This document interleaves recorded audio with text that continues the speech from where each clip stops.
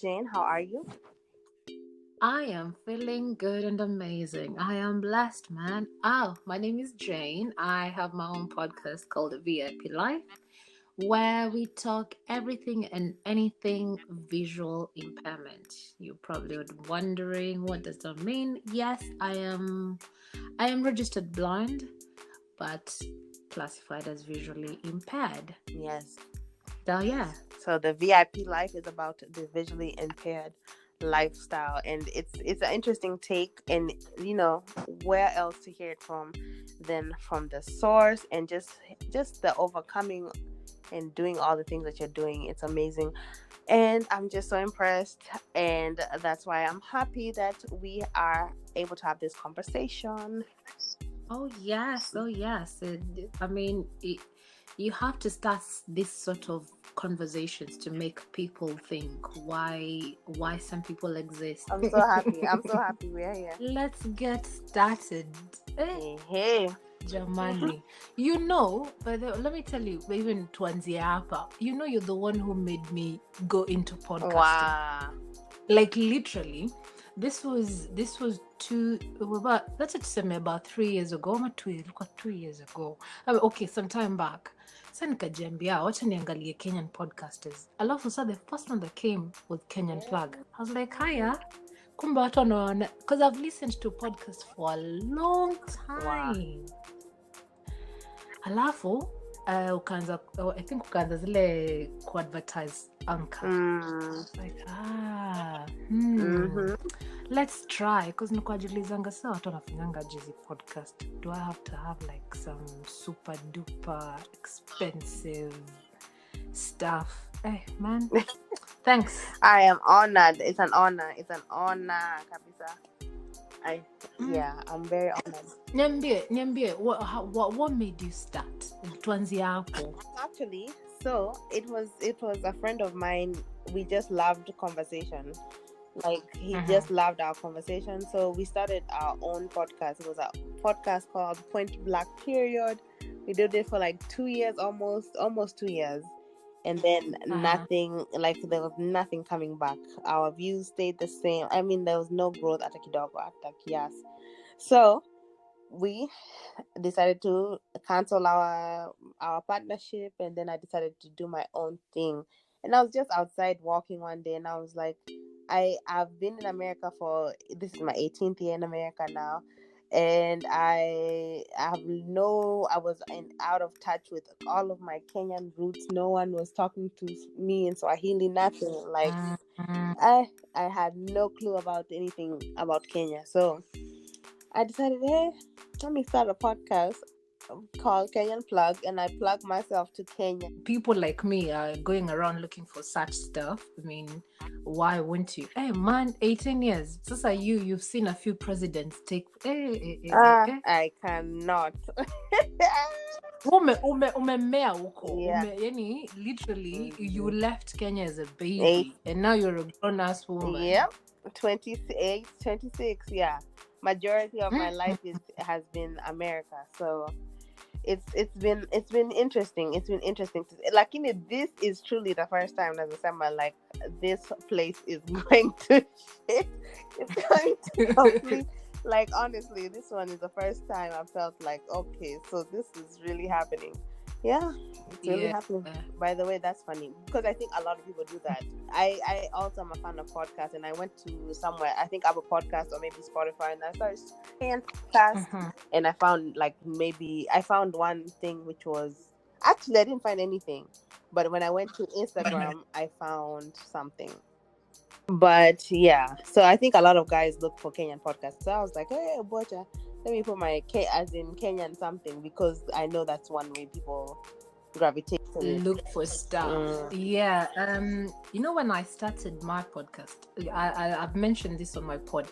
My main intention was to grab attention of other visually impaired people. Wow. Because for a long time, I was literally the only person that I knew was blind in my community. Like literally all my friends are sighted people. So alafu nilikuwa nasikia, okay, so how they're very good, they can relate, they can do, but they're not to the same level as someone else who's in my shoes.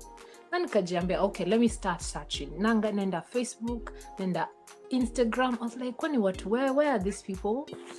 And it kind of felt like that for a long time. Nikajiambia, okay, now I'm done. I will start my own thing, and the people that who are going to gravitate towards it, well and good. Yes. And look at me now. VIP life. Yes. Me, the first time nilisikia story of VIP, I was thinking, what? No, not very important person, surely.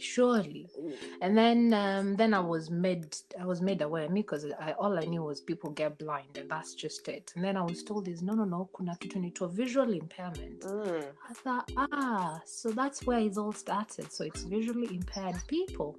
And yeah, why not live a VIP life? I love it. I have so many questions. So let's dive right in. So I am completely as ignorant as can be on the matter. So I won't even like sugarcoat it on anything. So I would like to know everything.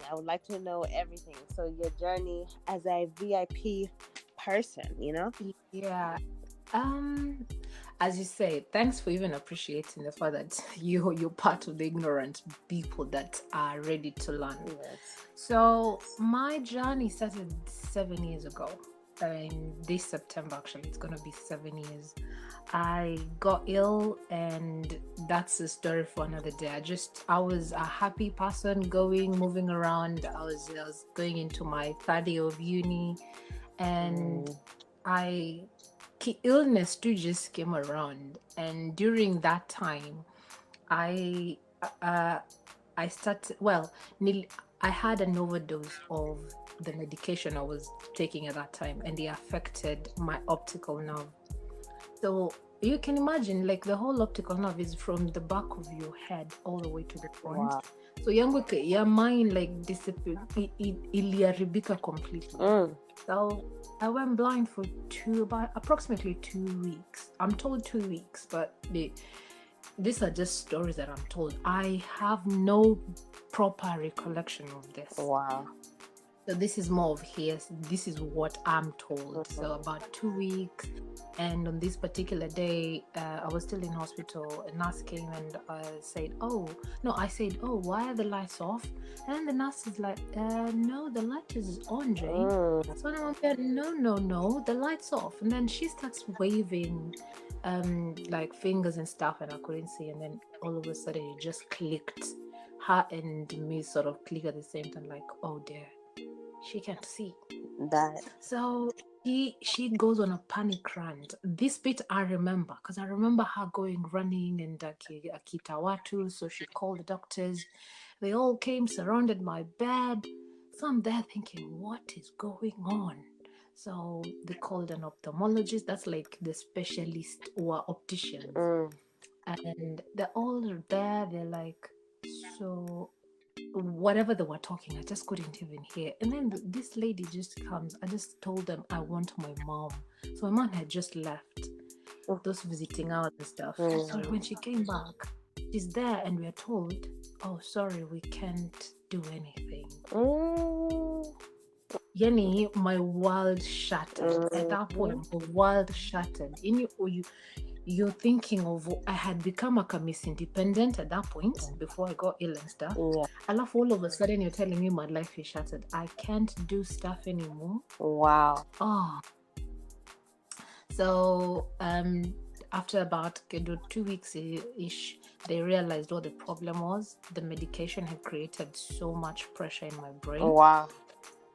Yeah, you could touch my head is hot, like I'm cold. Like the rest of my body was just cold. And they realized, okay, this is on a medical note.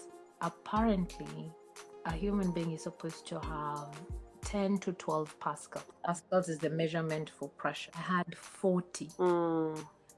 That you can imagine, if you're supposed to have 10 to 12, yeah, me, I have 40. That's just out of control.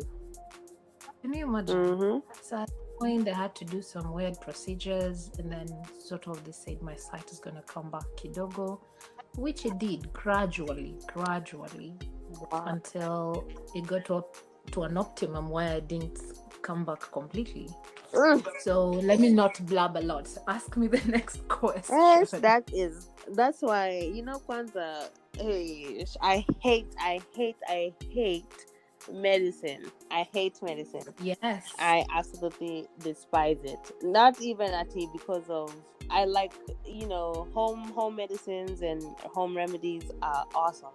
Like Sir, you're one of those people that do lemon and ginger daily, yeah? Exactly. We're gonna CMOS now. I'm part of the CMOS community.